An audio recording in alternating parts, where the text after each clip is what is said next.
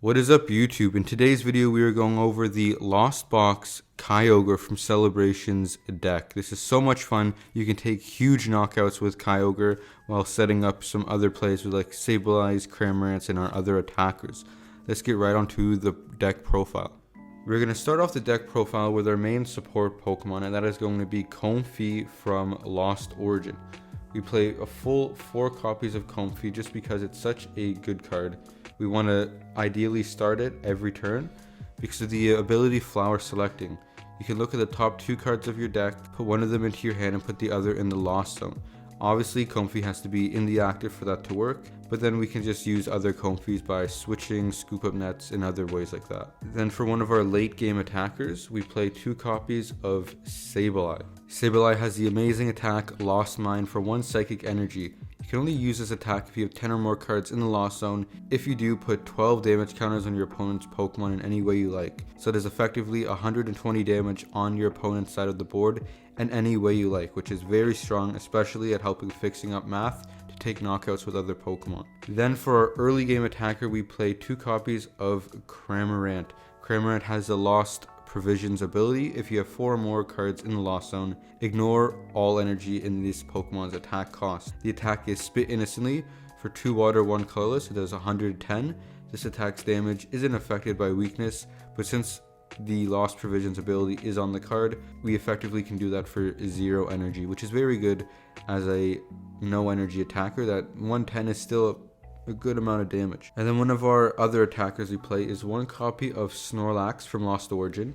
It has the ability Unfazed Fat, prevent all effects of attacks from your opponent's Pokemon done to this Pokemon, except for damage obviously, and then it has the attack Thomping Snore for 180 for 3 colorless. This Pokemon is now asleep, flip 2 coins for sleep instead of 1.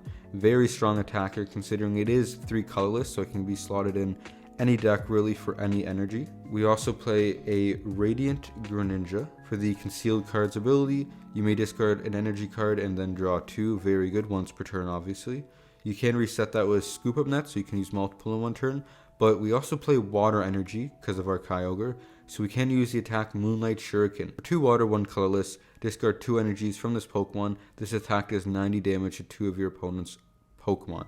Now if our opponent has, let's say, a Manaphy in play, we're going to have to take out that Manaphy, and we usually do that with the likes of Sableye here, or if they give it to us as like a take something to just knock out to preserve some of their other attackers, we can knock it out with Cramorant. Now one of the best support Pokemon in this deck that isn't to do with the Lost Zone engine is Oranguru.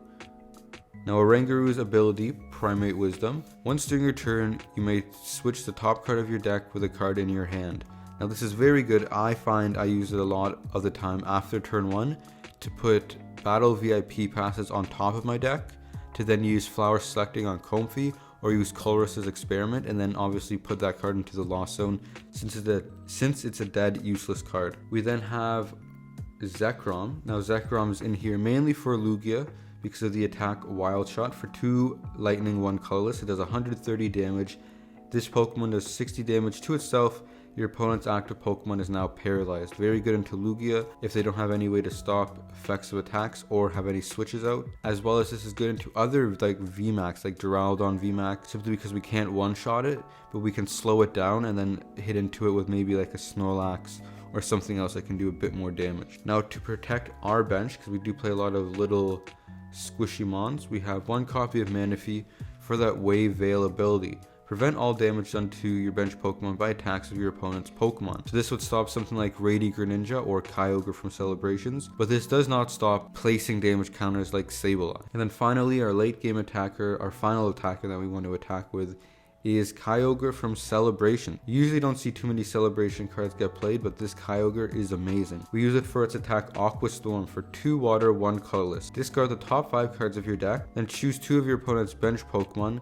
This attack does 50 damage for each energy card you discarded in this way. So what we want to do is set up our deck to where it has 0 cards in there, and then we use cards like Energy Recycler and Ordinary Rod to fill it with energy, mainly up to 5, and then we discard the top 5 knowing that all 5 are energy cards, and then we just do 250 to 2 of our opponent's bench Pokemon. This is very good into Mew VMAX, considering we can knock out 2 Genesect and take 4 prizes, so the whole rest of the game We just have to worry about taking 2 prize cards here or there, which usually we can just bully a Genesect V. It's also good into other stuff like Lugia. We can knock out 2 of their Archops or anything else and just take multiple prizes.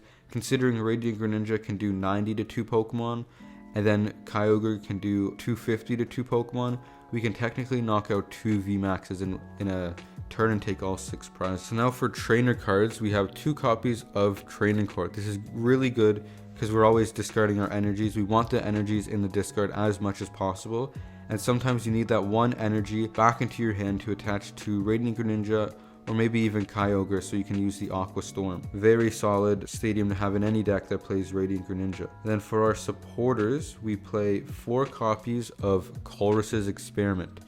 This is a staple 4 of in any Lost Zone deck. The effect on Colress's Experiment is look at the top 5 cards of your deck, put 3 of them into your hand, and put 2 into the Lost Zone. So this powers up the Lost Zone, so we can use Mirage Gate as well as Lost Mine on Sableye. The next supporter we play is 1 copy of Clara. And that is all the supporters we do play. The effect on Clara is choose 1 or both. Put up to 2 Pokemon from your discard pile into your hand. Put up to 2 basic energy cards from your discard pile into your hand. It's very good at getting back our Cramorants as well as some energy.